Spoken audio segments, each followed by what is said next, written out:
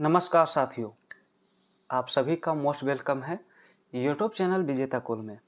तो साथियों, आज हिंदी का नेक्स्ट टॉपिक हम डिस्कस करने वाले हैं।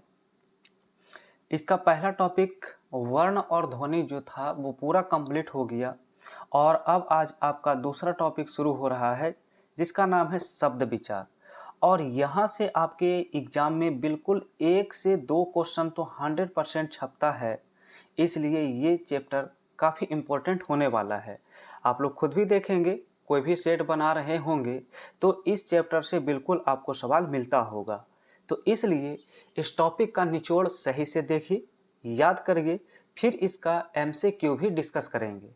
तो आइए शुरू करते हैं आज का चैप्टर जिसका नाम है शब्द विचार। तो चलिए इसे शुरू करते हैं इसी के साथ। सबसे पहला क्वेश्चन है कि शब्द किसे कहते हैं।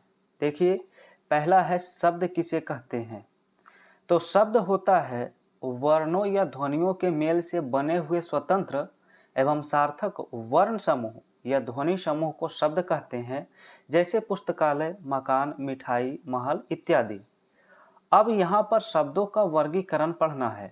देखिए, शब्दों का वर्गीकरण, तो शब्दों का वर्गीकरण मुख्यतः 4 आधार पर किया जाता है।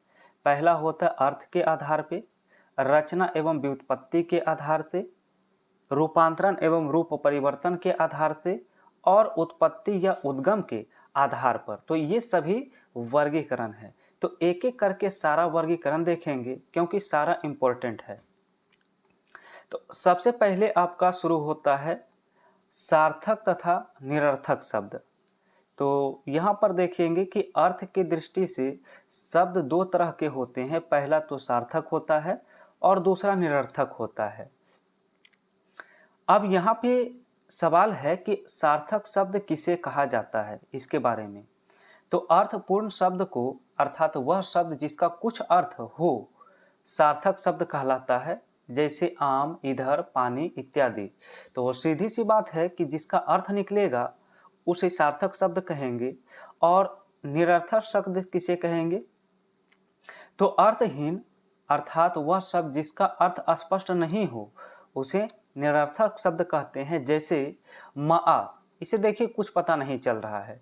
रगही, इससे कुछ भी अर्थ स्पष्ट नहीं चल रहा है, इसलिए ये सभी निरर्थक शब्द हो जाएंगे। चलिए अब आते हैं फ्रेंड्स, अगला जो है रूढ़, यौगिक और योगरूढ़। इससे तो 2 क्वेश्चन आपके एग्जाम में छपता ही है।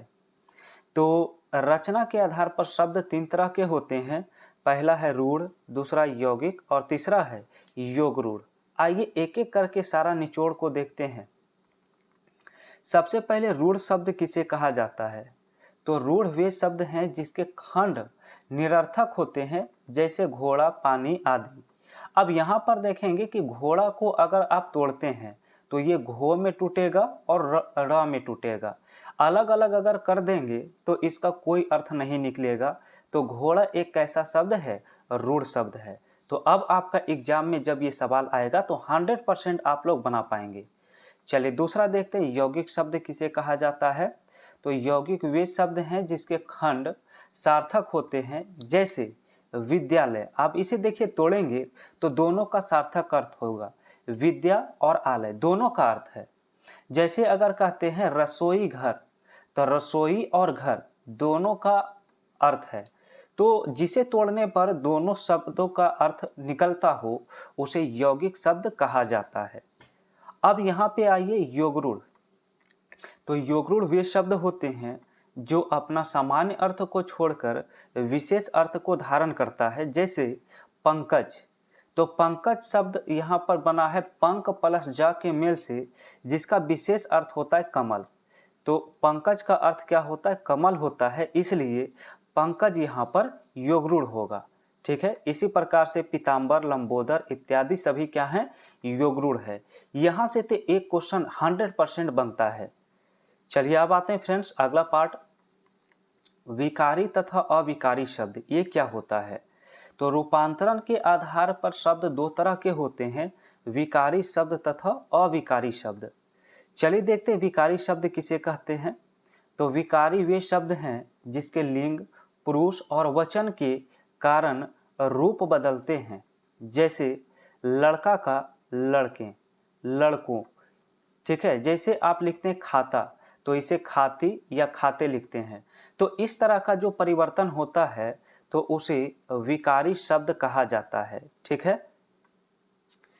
तो फ्रेंड्स अब आगे यहाँ पर देखेंगे, दिया हुआ है एक नोट में, याद रखें संज्ञा, सर्वनाम, विशेषण, क्रिया शब्द विकारी शब्द होते हैं। ये सभी कैसे होते हैं? विकारी शब्द। और आगे आप इसका स्क्रीनशॉट ले लीजिए। जो क्रिया विशेषण अवयव दिया है, आज, कल, परसों, अब, कैसे, क्यों, इन सभी का आप सभी क्या कर लीजिए, स्क्रीनशॉट ले लीजिए, इसको पूरा याद कर लीजिएगा, ठीक है। सभी यहाँ पर दिया गया है।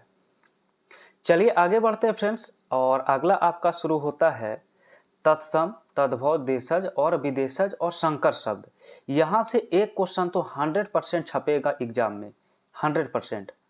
तो देखिए यहाँ पर याद रखना है, उत्पत्ति या उद्गम के आधार पर शब्द को 5 प्रकार में बांटा गया है, जिसमें है तत्सम, तद्भव, देशज, विदेशज और संकर शब्द। तो चलिए शुरू करते हैं पहला सवाल से इसका। तत्सम किसे कहा जाता है? तो तत्सम जो है तत् प्लस सम से बना है, जिसका अर्थ होता है उसके समान, अर्थात संस्कृत के समान। तत्सम क्या होता है? संस्कृत के समान। तो अतः संस्कृत के ऐसे शब्द जिसका हम ज्यों का त्यों प्रयोग में लाते हैं उसे तत्सम शब्द कहते हैं, जैसे अग्नि, रात्रि, क्षेत्र, वायु, पत्र इत्यादि, ठीक है। चलिए अब आ जाते हैं तद्भव में। तद्भव क्या होता है?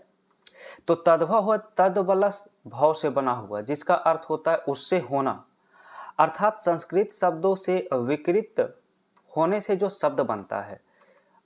अतः संस्कृत का ऐसा शब्द जिसका रूप विकृत हो जाता है तद्भव शब्द कहते हैं, जैसे आग, हाथ, खेत इत्यादि, ठीक है।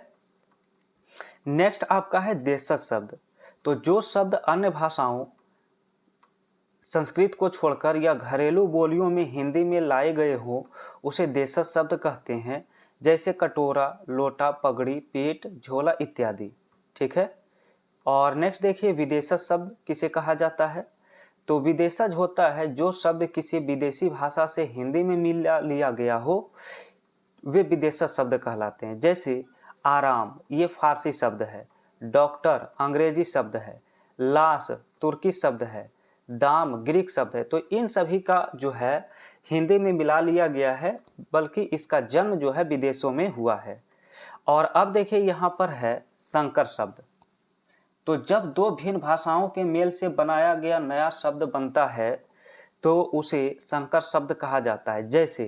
जैसे आप कहते हैं वर्षगांठ, तो इसमें वर्ष हो गया संस्कृत और गांठ हो गया हिंदी, तो दो शब्दों को मिलाकर के बनाया गया है, तो इसलिए ये संकर शब्द होगा। जैसे टिकट घर, तो टिकट अंग्रेजी शब्द है जबकि घर हिंदी शब्द है, इन दोनों को मिला देते हैं तो ये संकर शब्द का निर्माण करता है। तो इन सभी का स्क्रीनशॉट ले लीजिए और इसे याद कर लीजिएगा, ठीक है। अब यहाँ पर कुछ सूची दिया गया है, इस सूची को आपको याद करना होगा तत्सम से तद्भव बनाने के लिए। जैसे क्वेश्चन बराबर आता है कि अग्नि का तद्भव क्या होगा, तो अग्नि का तद्भव आग होता है। अंधकार का तद्भव अंधेरा होता है।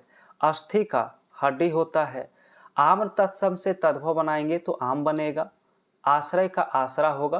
तो इन सभी का एक बार आप लोग स्क्रीनशॉट ले लीजिए, इन सभी सूची का स्क्रीनशॉट लीजिए और इसे आप लोग पूरा इस सूची को याद कर लीजिएगा, ठीक है।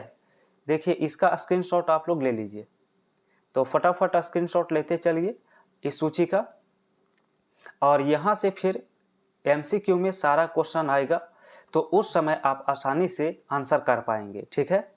चलिए देख सकते हैं इतना सारा आपका सूची में क्वेश्चन दिया गया है, आप लोग फटाफट स्क्रीनशॉट ले लीजिए। चलिए उम्मीद करते हैं आप लोग स्क्रीनशॉट ले लिए होंगे। अब यहाँ से आपका वस्तुनिष्ठ प्रश्न इसका शुरू हो जाता है। देखिए वस्तुनिष्ठ प्रश्न तभी आपका 100% बनेगा जब इसका निचोड़ आप सही से अध्ययन कर लिए होंगे। तो फ्रेंड्स इसका एमसीक्यू हम कल टोटल डिस्कस करेंगे, 100 क्वेश्चन अप्रॉक्स इसमें एमसीक्यू इसका मिलेगा, तो कल के वीडियो में हम पूरा डिस्कस करेंगे। तो आज का आपका काम है कि आज जितना इसका चैप्टर में टॉपिक दिया है सही से अध्ययन कर लेना है, सूची को याद कर लेना है। कल आप देखेंगे कि इसका एमसीक्यू बनाने में कोई दिक्कत नहीं होगा। साथ ही अगर सेट बनाएंगे और इन टॉपिक से अगर सवाल आता है तो 100% बनेगा। तो इसी प्रकार से फ्रेंड्स प्रतिदिन हम एक टॉपिक आप सभी का समाप्त करने वाले हैं, तो बहुत ही जल्द आपका हिंदी का सारा टॉपिक क्लियर हो जाएगा, ठीक है। और आप सभी को प्रैक्टिस सेट भी दिया जाता है प्रतिदिन। जो भी चैनल पे नए हैं तो आप लोग चैनल को सब्सक्राइब करके बेल आइकन की घंटी प्रेस कर लीजिएगा, क्योंकि 50 क्वेश्चन का प्रैक्टिस सेट भी अभी लगातार मिल रहा है। तो फ्रेंड्स अगर वीडियो पसंद आया होगा तो आप लोग वीडियो को लाइक जरूर करिएगा और शेयर करिएगा। तो मिलते हैं कल फिर से इसके एमसीक्यू में।